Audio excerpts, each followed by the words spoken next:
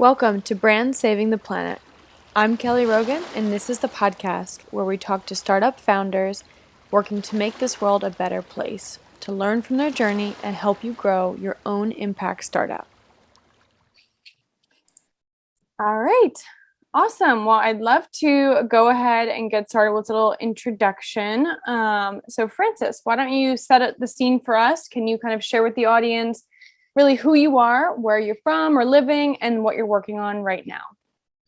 Hey, sure, I can definitely start with that. Hi, everyone. I'm Francis. I'm originally from Montreal in Canada. So if you hear a bit of an accent, that's because French is my first language and not English.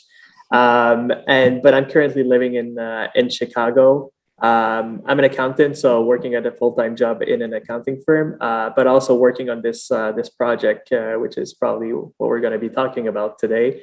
A company called Carbony, which is Carbony is a content platform for sustainability, climate change related content, where we basically want to plant trees and also remove carbons from the atmosphere for our user in exchange of just them spending a few minutes per day on the platform consuming content. So that's a really simple idea. It's try to give back to people who are trying to engage in climate action, basically.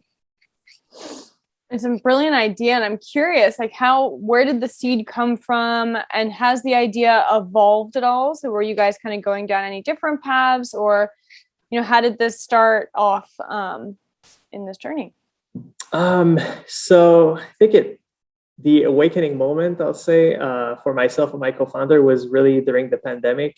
Once that really shook us was the fact that I think the UN has set the carbon emission reduction target to 7.6% each year up until 2030 if you want to try to limit global warming to 1.5 degree.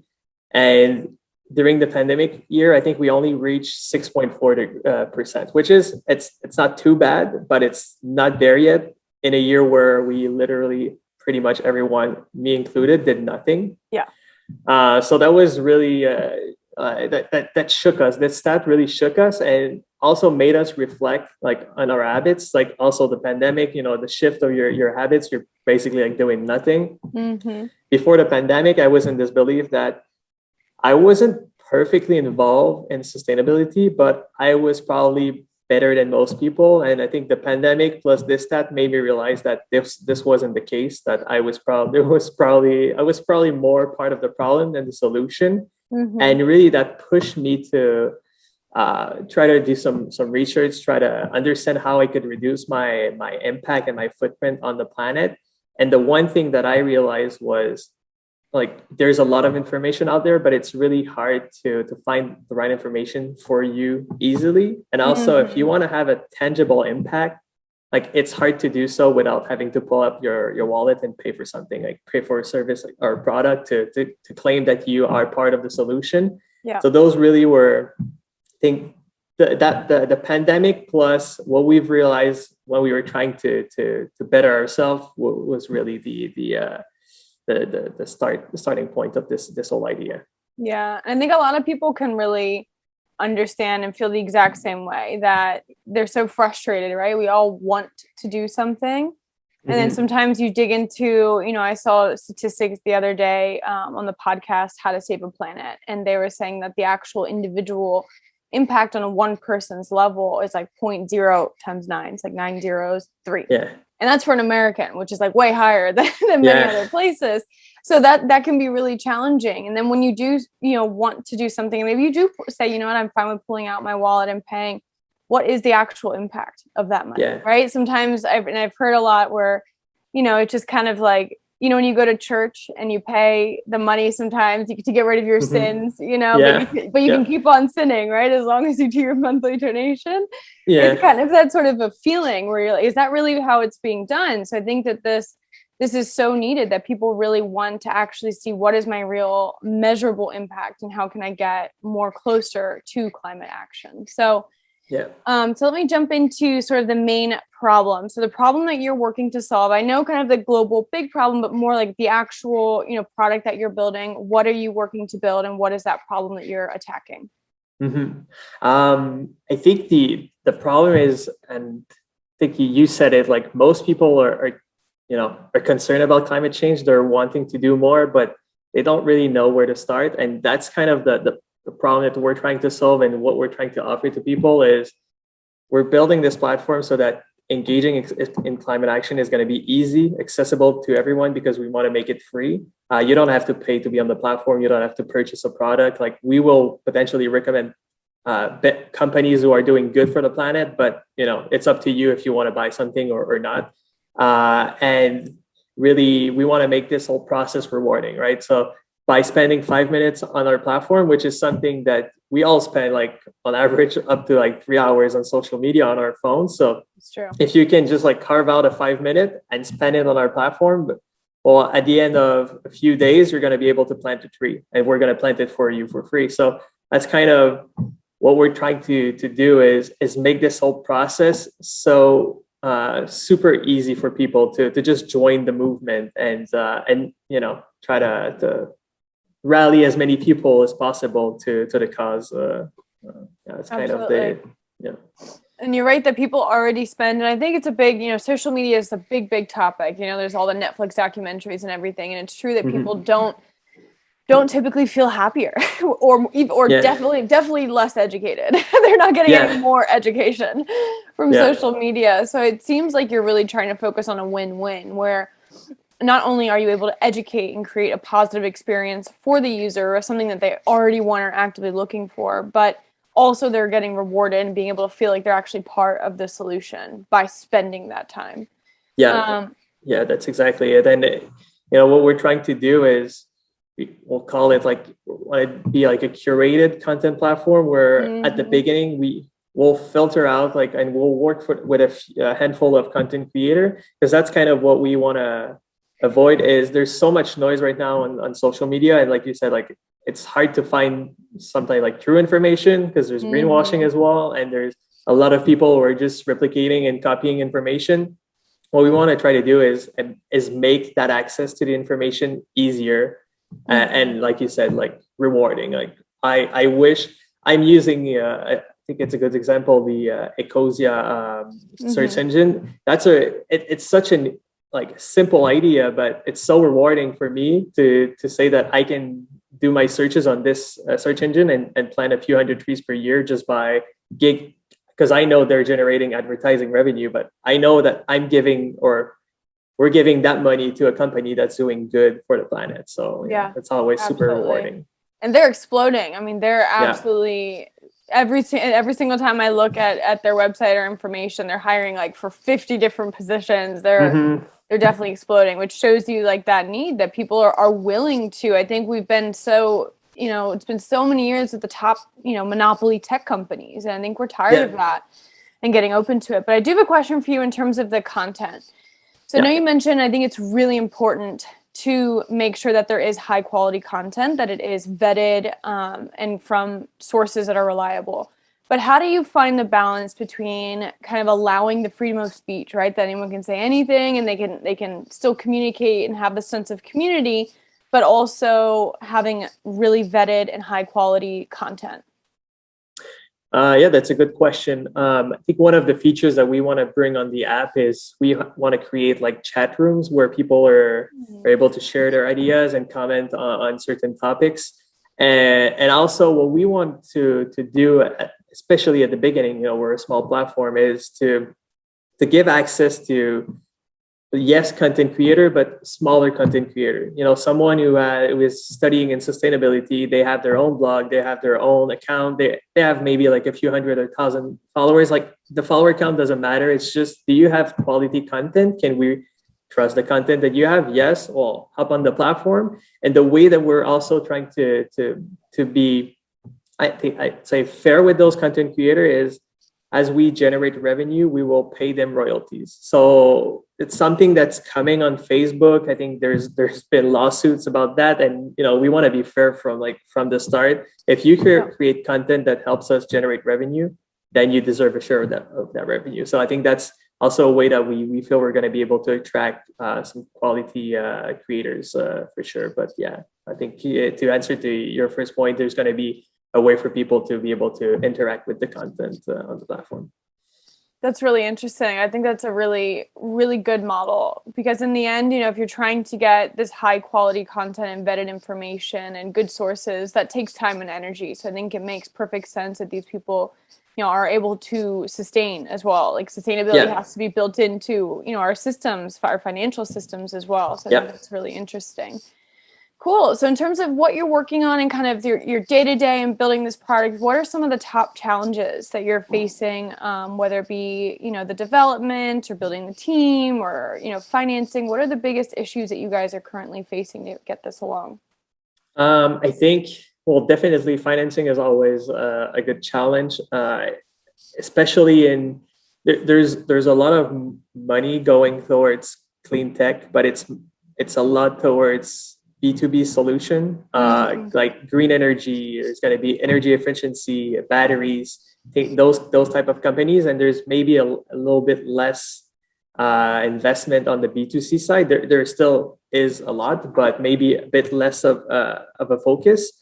So that's always a challenge. I think the main challenge for a platform that is close to social media is you need to build something that is going to be of quality, even the first version, because you want to, convince people to come back on your platform. But that takes money. But then to get money, you need traction.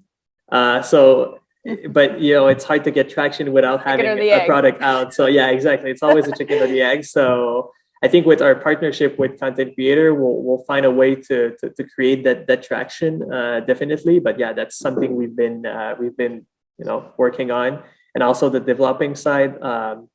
I'm not a tech founder. I'm an accountant. So are my co-founders. So it's always trying to find the right people with who to work is always a challenge. Like you don't want to spend money on the wrong people, especially at the beginning. So yeah, those first decisions are definitely a big choice. And I know I've been on the opposite side of making really poor choices at the beginning, getting sold on like this beautiful solution. So it's definitely a hard decision to make. Yeah. So you're kind of pulling me into the next question here, which is focusing on kind of building that community and awareness. So what would you say, I've seen that you're active on, Instagram and social media, but what are the ways or kind of the channels that you guys are looking at actually marketing this product, since it kind of is almost like a, maybe not a direct competitor, but it's a similar, to social media. So how do you plan on kind of moving users between platforms, and what kind of main marketing strategies are you looking to employ? So right now, Instagram is our main platform. We're looking at TikTok, if we ever have the bandwidth to create quality videos, and also LinkedIn, because we'll have a B2B offering.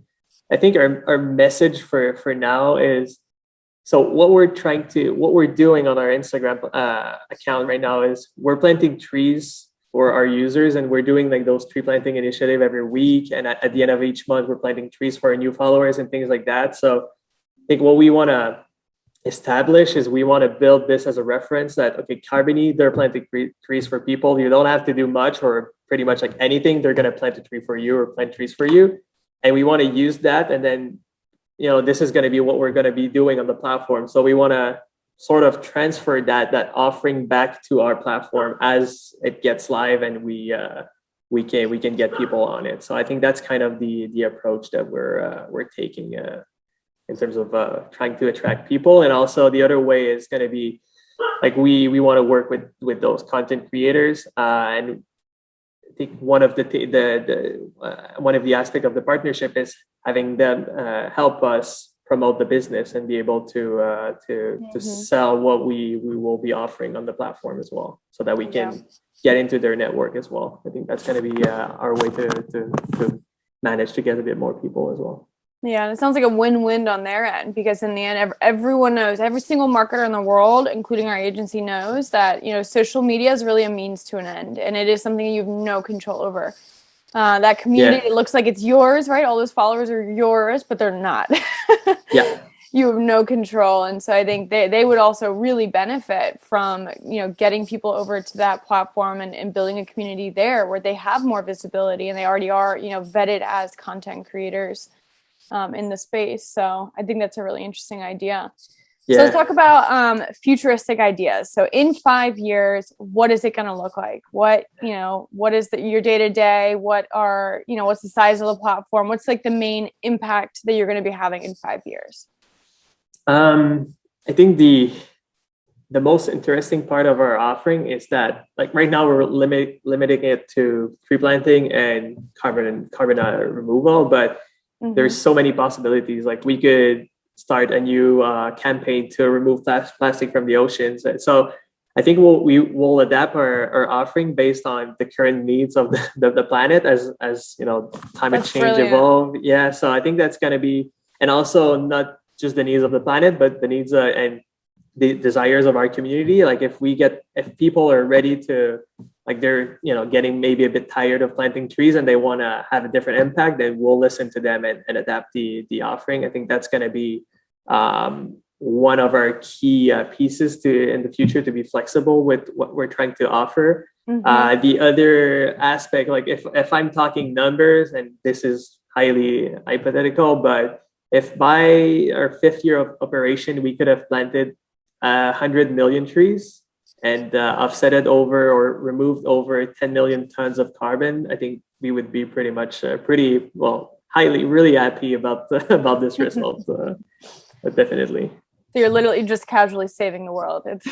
Yeah, well, I mean, like, I'm looking at the Nicosia, who have more than 130 million trees and planted, and like, it's going over, and it's really going like fast and growing fast. So I'm looking at this and I'm like, I think we can do something similar in 5 years, hopefully. So yeah, exactly. And knowing, because if you compare the amount of people that spend their time on a search engine, search engines are typically like boom, boom, and you just get it done and move it along. But social media on the flip side definitely has a lot more time being spent, in one session on it. So I think if you can find the levers to pull, and then also, like you said, being able to adapt to the actual market, because in the end, I feel like it's this cycle, right? There's the technology of those being able to actually sequester the carbon, whether it's in the oceans, in within trees, or there's millions. I can't even mention all of them because I know there's a ton of them. And we're doing like the Stripe program, right? So all of our clients, we're donating a part of our revenue to the Stripe carbon sequestering. So I know there's a bunch of tech companies they work with. So it's kind of that, and then they create the demand. And I feel like there needs to be marketing. A lot of times people say marketing isn't good, right? Marketing is something that's just trying to put fancy paint on something that may not be very fancy. But it's I feel like it's a necessary means. There has to be a way to communicate between the tech companies, or whoever's, whatever, maybe it's a nonprofit or government, whatever it is actually doing good in the world, and communicate that to the user. And so when you're talking about these different solutions, how are you guys evaluating, whether it be the partners who are planting the trees? How are you guys making those decisions with which ones to work with, maybe now or in the future? So, I mean, now what we're mostly relying on third-party certification. Let's say if we want to have a sustainable brand on the platform, we'll make sure that they are either like B Corp certified, or they have another certification that is as good. In terms of carbon removal, this is always like a hot topic. We definitely only work with companies who have their carbon offset registered on one of the public registries, which have high criteria. So this is one thing. In a more long-term future, we would like to have our own projects potentially and be able to manage it ourselves. This is more probably in that 5-year time frame. To have even more control about what we're doing, making sure we're doing the right thing. So I think that's going to be, especially at the beginning, is really relying on those third-party certification. There's so many out there, and there's so many of quality. So at the beginning, we were thinking of creating our own, but this is not my area of expertise, and there's already people who are doing this in a good way. So yeah, I think that's how we're gonna be working to vet people and projects. Sounds like a really good place to start. And I wouldn't even be surprised, in the future that the direction that your company ends up taking can also get a lot of input from the actual creators within the community, right? Like, I feel like those are people, we kind of need to look to, whether it's scientists or activists or environmentalists, these people who do have the data and research, and a lot of times don't know how to communicate, right? Scientists are not the world's best marketers by any means. Very doom and gloomy, like, we just want to like shut them up and look away. So like, it could be really interesting if that could be, a source of insight for your own company growth. And then moving into that side of like the community, I'd love to kind of get your insight, because, we met on our community platform on Earth Ambition, and community, especially during times of a pandemic, a community I think is more important than ever. And also when you're building a business, right? You need all the support you can get. It's really hard. It's brutal. You're living in scarcity a lot of times, whether it's time or financials. It's definitely something that you have to find, take all the help and resources from your network that you can get. So I'm curious, with your experience so far, how community has been of use to you. Is it something that, you've connected with possible founders or coworkers or, or mentors or, inspiration, and kind of how has community served you throughout this journey so far? Well, I think it's really one of the key pieces of our, I'd say, early success, or the fact that, we still strongly believe in our idea and the way we're building it. It's just, I think people are really open-minded, like especially in the sustainability field, where we all know what's coming at us, and we all need to work in the same direction if we want to try to save the planet, literally. So I think people are really open to sharing their experience and making sure that we don't make the same mistakes sometimes. So, I mean, the best advice I would have is, if you have a question, if you have an account like on Instagram, like myself, and you see a company or someone who's doing some good work in sustainability, and you feel that you might have a question for that person, just don't hesitate. Reach out, send them a DM, send them an email, and you're like, probably most of the time people are gonna be really happy to talk to you and connect with you, and maybe for a coffee, and just validate, that one point that you're not sure if you should do it or not.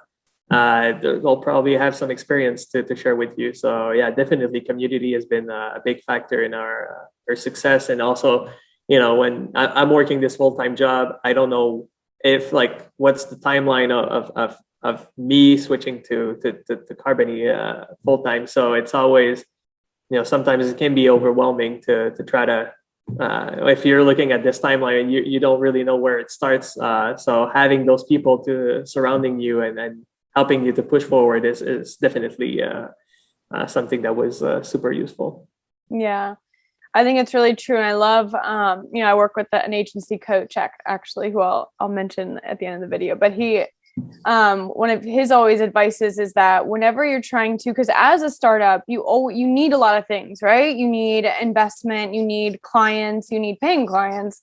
And so a lot of times we get down to the wire and we say, okay, we need to just get out and do super aggressive sales tactics. And in the end, when you're asking somebody to become a client or asking for sales or asking for certain things, you're probably going to, if you get anything, you're probably going to get advice, right? Whereas if you ask for advice, you'll get advice, and you may also get a client, so it's kind of like, that's the, try to give and receive, I think is always a really good way to look at community.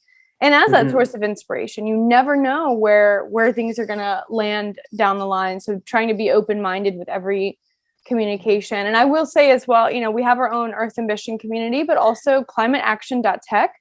And it's so simple. These Slack platforms, they just have this plugin called Donut. And, there's definitely free versions of it, but it's not very sophisticated, but it does do one-to-one introductions. And I've met super inspiring people just from a Slack bot saying hey, Kelly, you should talk to this person. And then they changed my life. And I'm like, whoa, So just kind of being open and getting into these little, communities and platforms and tools. I think that's all, going in the right direction. So I want to wrap. I was going to add for Earth's Ambition is, I've connected with a partner from a venture in Berlin, which, I'm in Chicago. Although I have German roots, I have no connection to Berlin. And we chatted through Earth's Ambition, and now we're at I think it's fourth meeting, we might be entering a partnership with them. So I mean, that's how just amazing. trying to reach out to people or building your network can be valuable in the long term. Definitely. Absolutely. Wonderful. Well, I want to wrap up with kind of our biggest question here. So how can our community support you? What would be, something you can ask that we can share with the masses of one way that we can help to give back to you and to your mission and cause?